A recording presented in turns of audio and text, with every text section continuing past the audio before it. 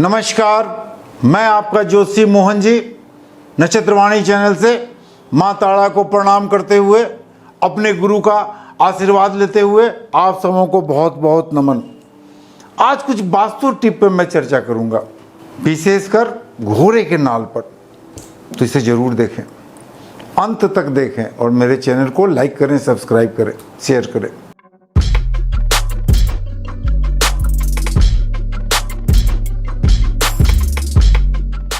प्राय देखने में आता है कि हम लोग के घर में प्राय कलह हो रहा है। बाहर से कोई व्यक्ति जब कोई आता है, कोई भी अच्छे व्यक्ति भी आते हैं, तो घर में कोई न कोई सदस्य बीमार पड़ जाता है।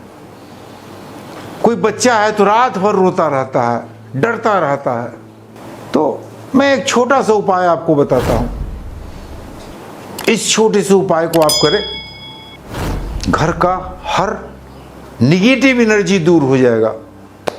पहला उपाय, अपने घर के मुख्य द्वार पर सिंदूर से शुद्ध सिंदूर लें।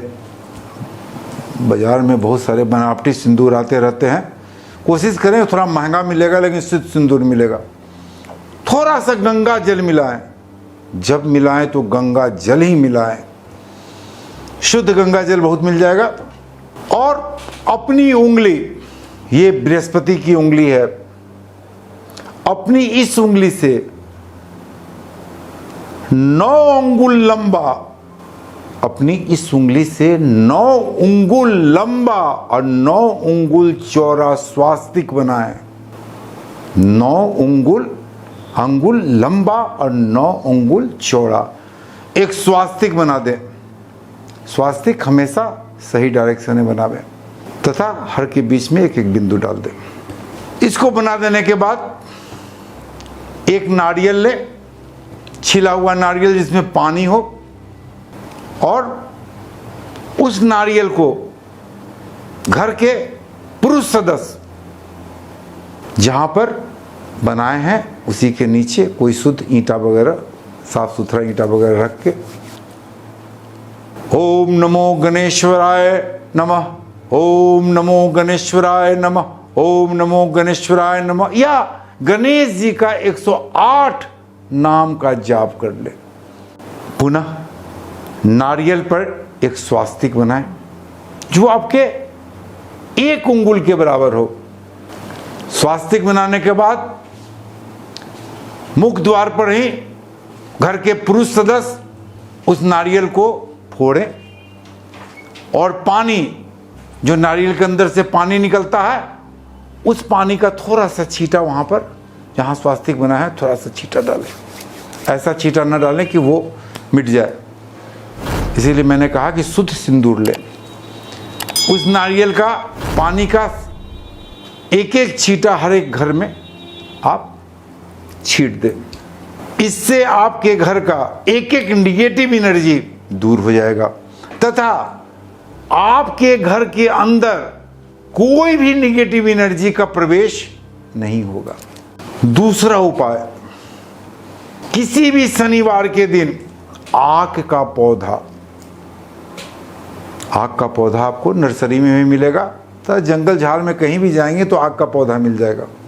उसे आप ले लें और अपने मुख्य द्वार पर जब आप अपने घर से निकलते हैं तो आपके लेफ्ट होना चाहिए, और जब घर में प्रवेश करते हैं तो आपके राइट होना चाहिए, वहां पर लगा दें।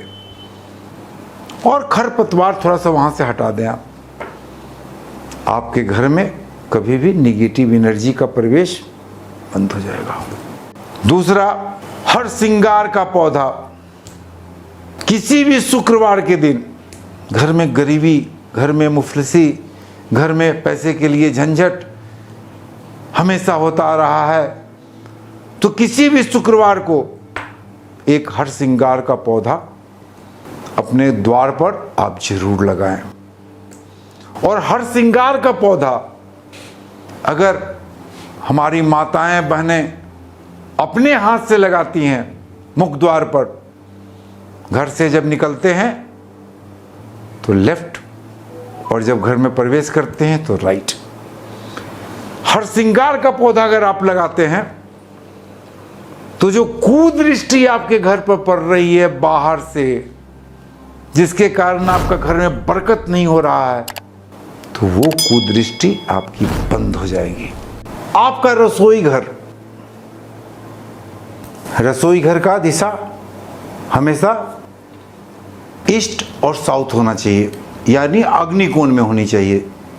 अगर आपका रसोई अग्निकोण में नहीं है, ईशान कोण में अगर आपका रसोई है, तो अतिशीघ्र वहां से आप हटाएं, वरना घर में तनाव, खाने बनाने वाले का, महिलाओं का स्वास्थ्य खराब और लक्ष्मी का आगमन बंद हो जाएगा। तो रसोई घर हमेशा अग्निकोण में होनी चाहिए, ईस्ट और साउथ के कोण में।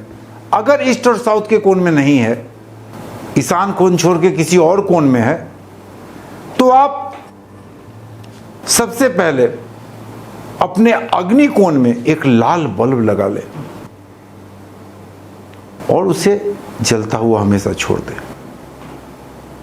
और रसोई घर में चाहे किसी कोण में हो, ईशान कोण छोड़कर किसी कोण में हो, रसोई घर के अग्नि कोण में आप एक लाल बल्ब लगा लें और खाना बनाने के कुछ देर पहले ही उसको ऑन कर दें। उसके बाद खाना बनाएं। और भूल कर भी जूता चप्पल पहनकर तो खाना नहीं ही बनाएं। अगर आप ये करते हैं तो घर के रसोई घर का बहुत सारे वास्तु दोष आपके खत्म हो जाते हैं। तो घर के अग्निकोण में एक लाल बल्ब लगा लें और किचन के अग्निकोण में एक लाल बल्ब जला लें और खाना बनाने के आधा घंटा पहले, 1 घंटा पहले उस बल्ब को जला दें और जूते चप्पल पहनकर खाना ना बना लें। इससे आपके घर का बहुत सारे वास्तु दोष दूर होंगे, घर में लक्ष्मी का प्रवेश होगा। जो महिलाएं, माताएं, बहनें खाना बनाती हैं, उनके स्वास्थ्य पर भी बुरा असर नहीं पड़ेगा। तीसरा, घोड़े का नाल। घोड़े का नाल बहुत ही इंपॉर्टेंट चीज है, लेकिन घोड़े का नाल आजकल मार्केट में घोड़े का नाल नहीं, किसी भी नाल को लोग घिस घिस के उसको इस ढंग का बना देते हैं कि वो घोड़े का पहना हुआ नाल दिखलाई देता है। इसका सबसे सरल उपाय है, अस्तबल में जाएं, वहां आपको सही घोड़े का नाल मिल जाएगा। घोड़े का नाल किसी भी शनिवार के दिन आप अपने मुख द्वार पर यू शेप में घोड़े का नाल सबसे पहले तिल, अक्षत और अपराजिता का फूल ले लें और उसको शनि के मंत्रों से थोड़ा पूजा कर ले। शनि का मंत्र बड़ा ही छोटा मंत्र है, ओम प्राम प्रीम प्रोम स शनिचराय नमः। और उस घोड़े के नाल में शुद्ध सिंदूर से पूरे घोड़े के नाल के ऊपर पूरा सिंदूर से ढक दे। ढक देने के बाद मुख द्वार पर गंगा जल का छिड़काव करें और थोड़ा सा वहां पर चंदन, सिंदूर और चावल का तिलक लगाएं और मुख द्वार के बीचों बीच यू शेप में घोड़े का नाल को ठोक दें। कील से उसको ठोक दें। हाँ, इतना ध्यान रखें कि कील या तो 3 होनी चाहिए या तो 9 होनी चाहिए। 3 कील से ही घोड़े का नाल आपका ठोका जाएगा और हिलेगा डुलेगा नहीं। अच्छा सा कील कांटी और घोड़े का नाल को ठोक दें। ठोक देने के बाद पुनः थोड़ा सा गंगा जल छिड़के और पुनः वहां पर घोड़े के नाल के 3 जगह यू शेप में जो घोड़े का नाल आप ठोकेंगे, एक सिंदूर से वहां पर चिन्हित करें, अंगूठे से वहां पर तिलक लगाएं, दूसरे छोर पर लगाएं और तीसरे जहां यू का शेप बनता है तीसरे छोर पर तिलक लगाएं। यानी कि ये शेप हो जाना चाहिए त्रिकोण। आपके घर के अंदर का सारे वास्तु दोष दूर हो जाएंगे। यहां तक कि आपके घर में कोई टोना टोटका तंत्र मंत्र आपके घर में कोई करना चाहेगा भी तो नहीं हो पाएगा। ये बड़ा ही सरल और आजमाया हुआ प्रक्रिया है। इस प्रक्रिया के दौरान आपके घर में जिन व्यक्तियों का स्वास्थ्य खराब रहता है, मानसिक तनाव में जीते हैं, रात में नींद नहीं आती है, ये सारे प्रॉब्लम आपके दूर हो जाएंगे। तो छोटा सा उपाय है, इसको करें। एक छोटा उपाय और मैं बताता हूं। किसी भी शुक्ल पक्ष में या पूर्णिमा में आप एक मिट्टी का कलश, किसी भी ब्राह्मण को बुलाकर एक मिट्टी का कलश का पूजन करें।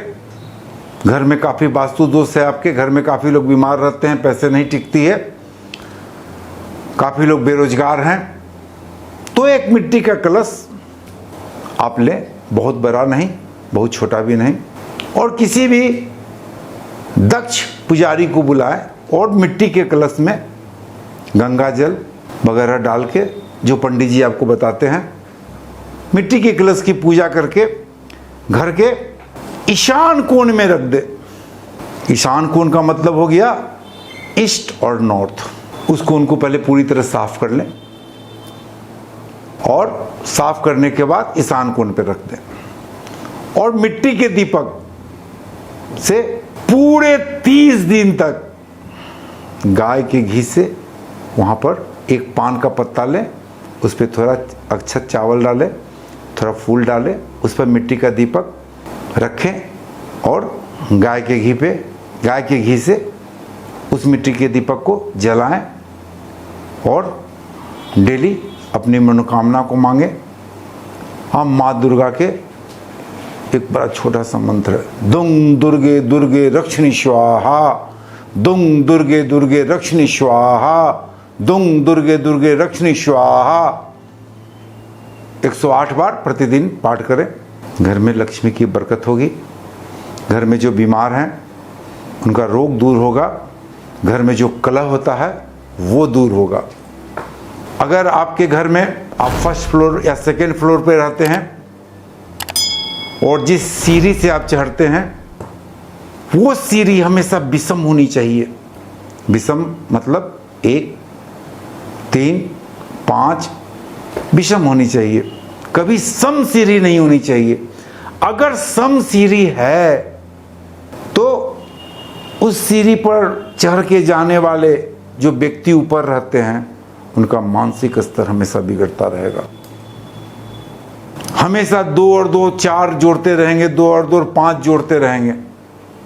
अगर सम सीढ़ी है तो आप सबसे नीचे वाले सीढ़ी पर एक छोटा ईंटा लगा के एक सीढ़ी और बना लें ताकि वो विषम हो जाए। तो एक छोटा वास्तु मैंने आपको बताया।